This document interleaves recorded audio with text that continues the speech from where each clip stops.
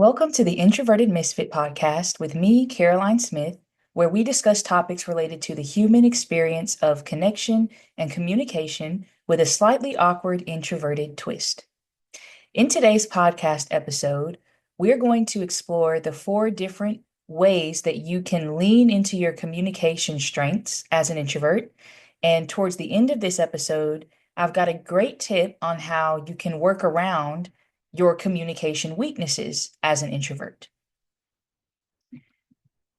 So, I have always been naturally quiet and introverted, even since I was a child.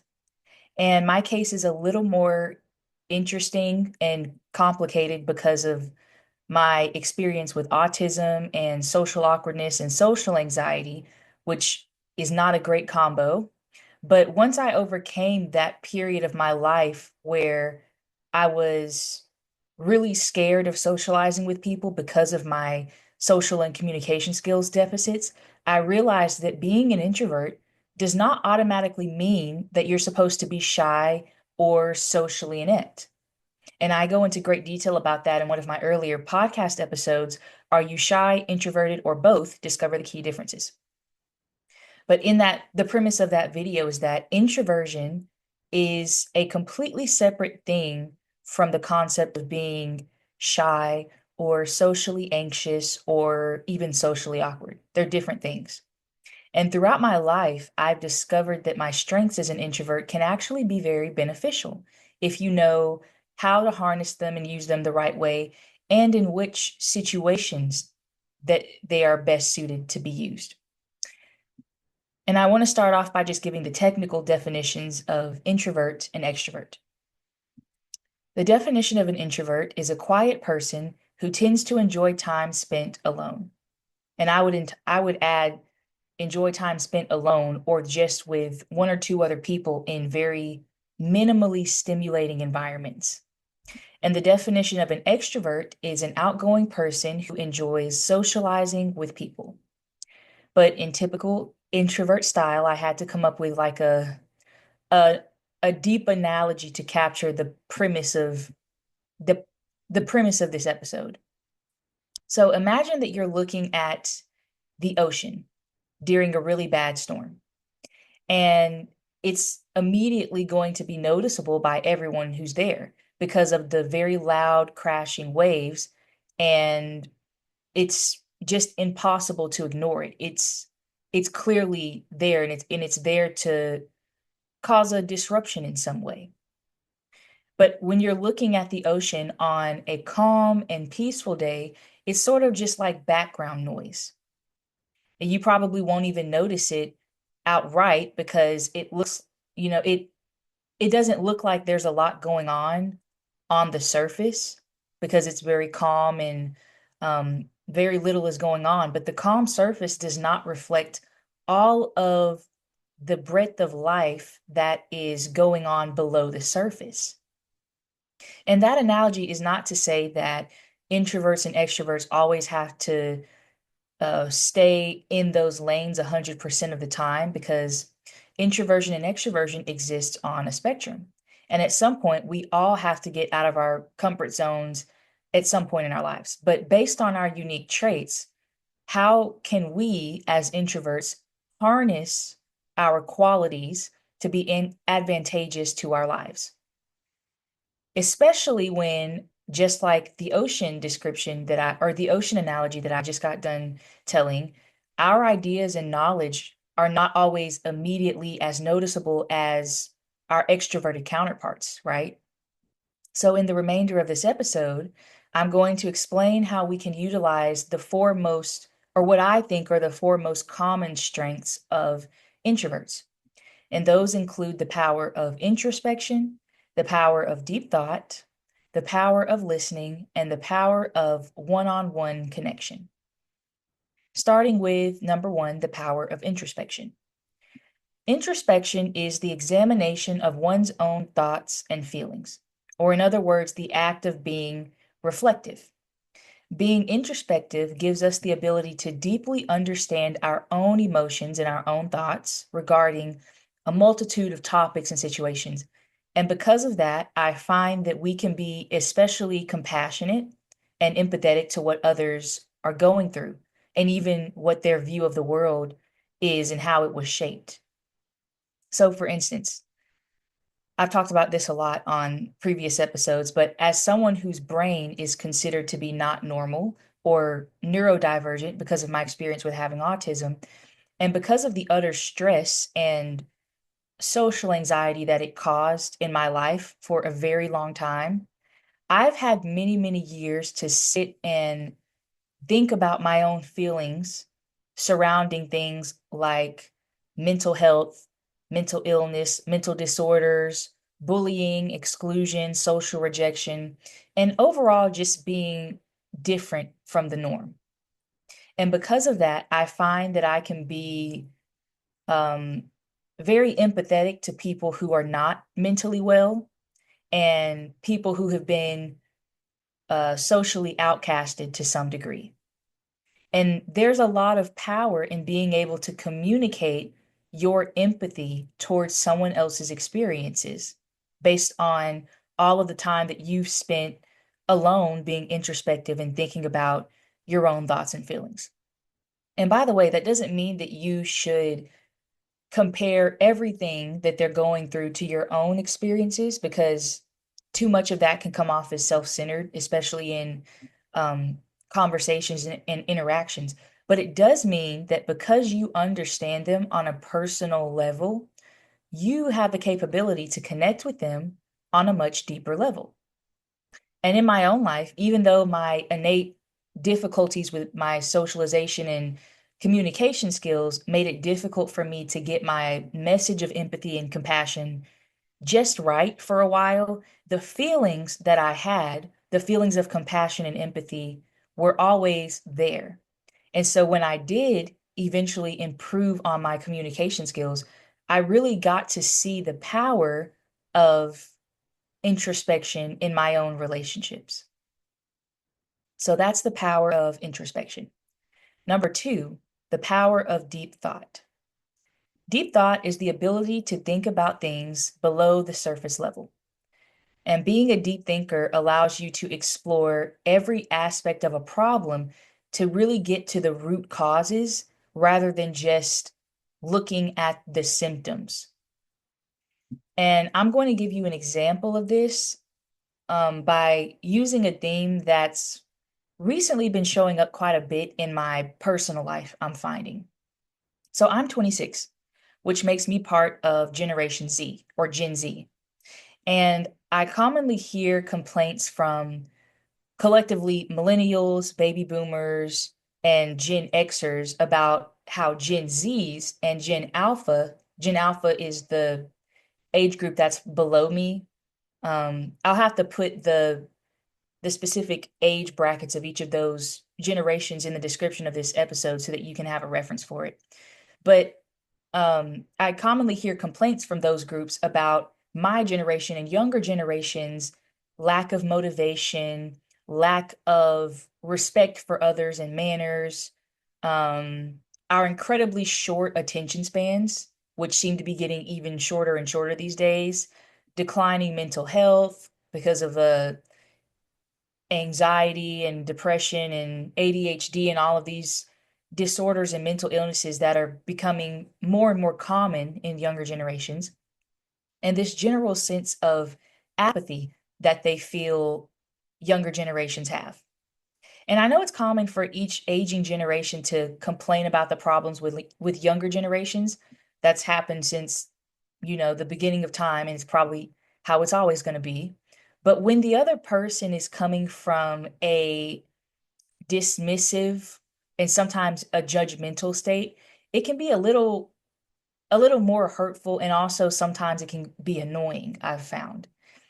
And I hear these complaints mostly from the educators. It makes sense that the complaints would be coming from teachers and educators because they're the ones who have the most interactions with young people, especially up close. And so they always ask this question or something related to this question: what's wrong with the kids of today? And I think some of them are pretty good about exploring the issues a little deeper, But I found that a lot of them are happy to stop at the question without delving deeper into that answer. So either they don't want to explore the issue deeper, or sometimes the conversation just comes up when it's not really the right time or place for a deeper discussion like that. But I just find that they commonly discuss the symptoms of the real problem. And to me, that's inherently very surface level. But with the power of deep thought, you can look at the symptoms of the problem. So, all of those things that I mentioned earlier with the mental health and the lack of motivation and the apathy and all of those complaints, that invalid concerns, I would say, as someone who's part of Gen Z, with the power of deep thought, you can explore, say, commonalities of our childhoods and our upbringings that were different than previous generations that would make us or contribute to us turning out the way that we are. Or the major technological advances, so i.e., the smartphone and social media, that greatly affect our daily lives, especially considering that um, the age that kids are given these devices and access to these, arguably very dangerous platforms is becoming younger and younger. And so what I'm saying is that below the surface of those issues is where the real answers are.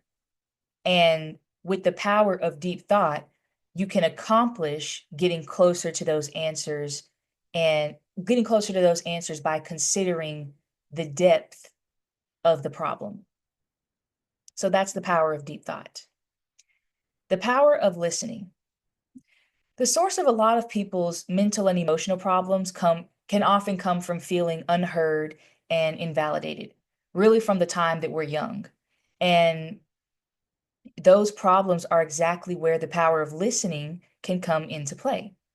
And not the kind of listening where it goes in one ear and out the other, but the kind of listening where you are really grasping every word. And sometimes people don't even need a response or advice from you, which is something that I'm learning.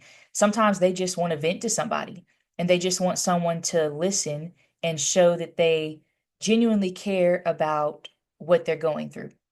And in those cases where they do want your advice and your response, you have the ability to provide a much more thoughtful and meaningful answer. And I mean, you can really see the importance of listening if you've ever been in a situation where someone who is really upset feels like they're not being listened to, and it can be pretty disheartening to witness because you can just see them kind of shut down internally, just shut down in front of you and become very withdrawn because they've um, given up hope that anybody is really going to understand them. And listening is what makes people feel valued and seen. And that's where I found real change can often start when people feel like they are being heard, they're being listened to, and they're being understood. And they know that their problems are not stupid. Somebody understands them. So that's the power of listening. And finally, the power of one-on-one connection. One-on-one connection allows for more meaningful conversations to take place. It's not that the group conversations can't be meaningful, but typically the more people are involved, the more the conversation can veer off onto different topics every few minutes. And this is especially true when there are other more outspoken, extroverted people involved in the group discussion. Because I've been in conversations like that, and when that happens and you're the more quiet, introverted, reserved person, it's like you'll barely be able to get a word in before the topic just changes and somebody else puts in their input. Um, but however, those things are a lot less likely to happen in one-on-one interactions. And in my experience, that is the optimal situation for real change to happen and real connection to happen because all of your energy is going into listening to and understanding the other person and vice versa. So I don't know if any of you listening to this have ever watched the TV show Super Nanny back when it was still aired on TV, or it might actually be still it might still be on TV, or it might be available on one of the many streaming services we have nowadays. But I used to watch that show all of the time with my mom and my sisters.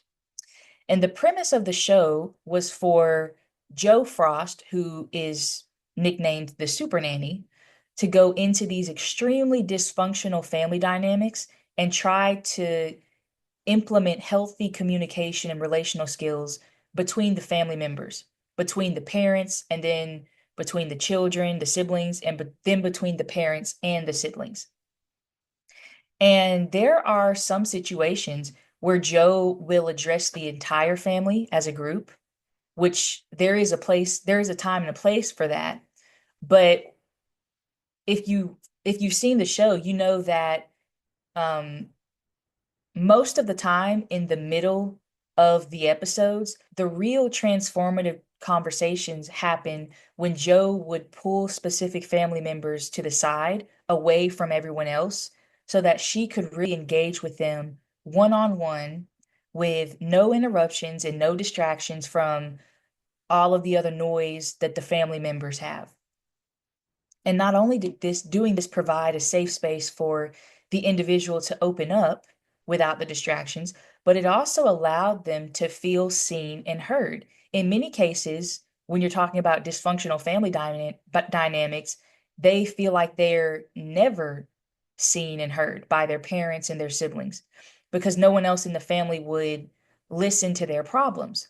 And it was amazing to see how the individuals would a lot of times be brought to tears in these one-on-one interactions. And you could really see how much pent up emotions were being just pushed down and suppressed and ignored for years. And all of this was allowed to occur when they could talk with Joe one on one. So that's the power of one on one connection. And those are just four of the few common communication strengths of introverts that I've noticed in my own life and the lives of other introverts in my life. And by the way, these strengths don't only work in your personal life, they can also work in your professional and your work life.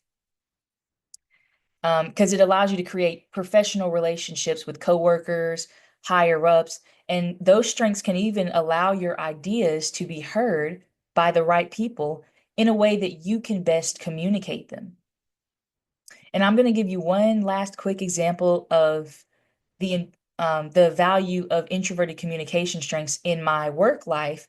But before I do that, I want you to leave a comment on this episode wherever you're watching, whether it's YouTube, Spotify, Apple Podcast, or wherever else you get your podcast. I want you to leave a comment telling me a time in your life where one of these introverted communication strengths or another one that I didn't cover has helped you get something that you wanted or that you needed.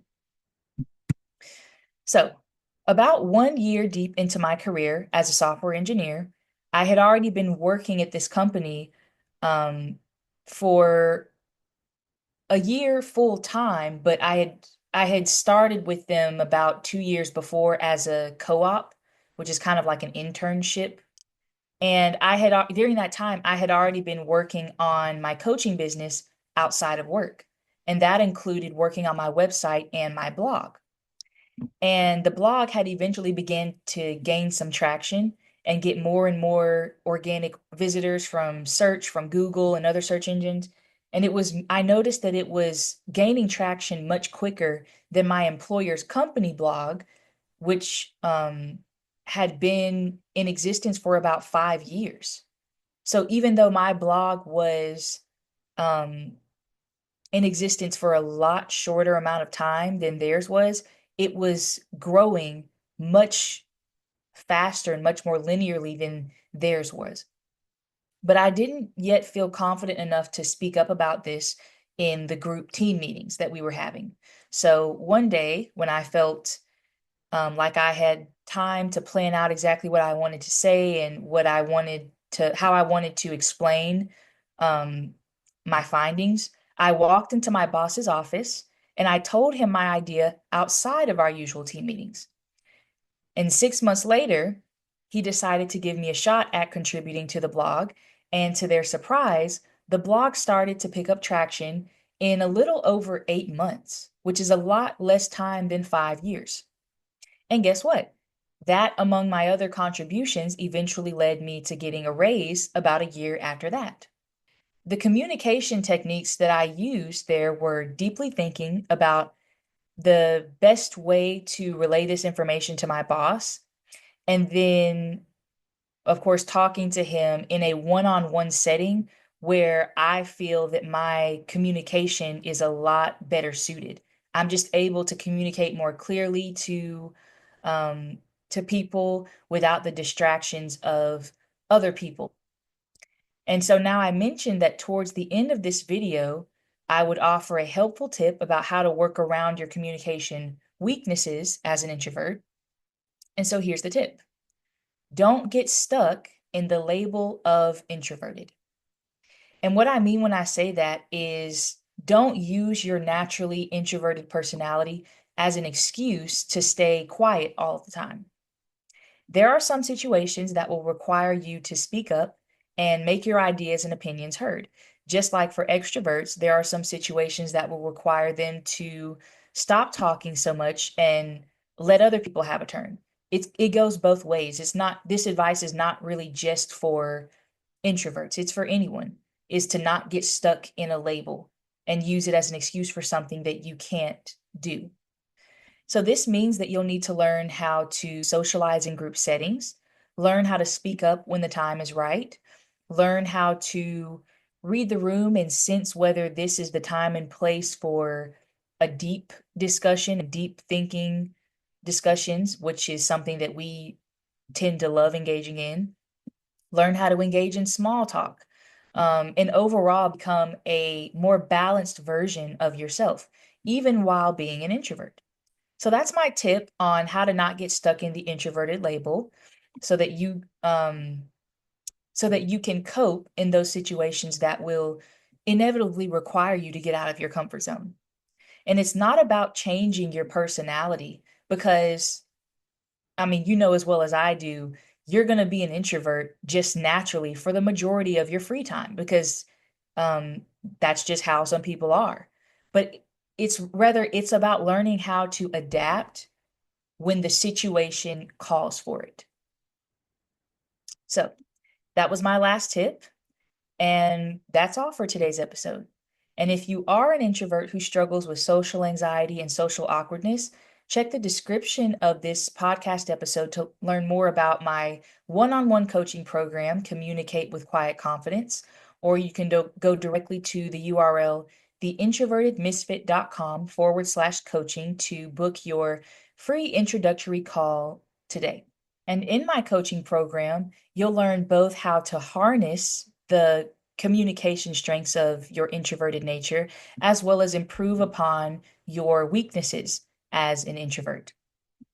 And everybody has weaknesses, right? Even extroverts have weaknesses. So, again, this is not an attack on introverts.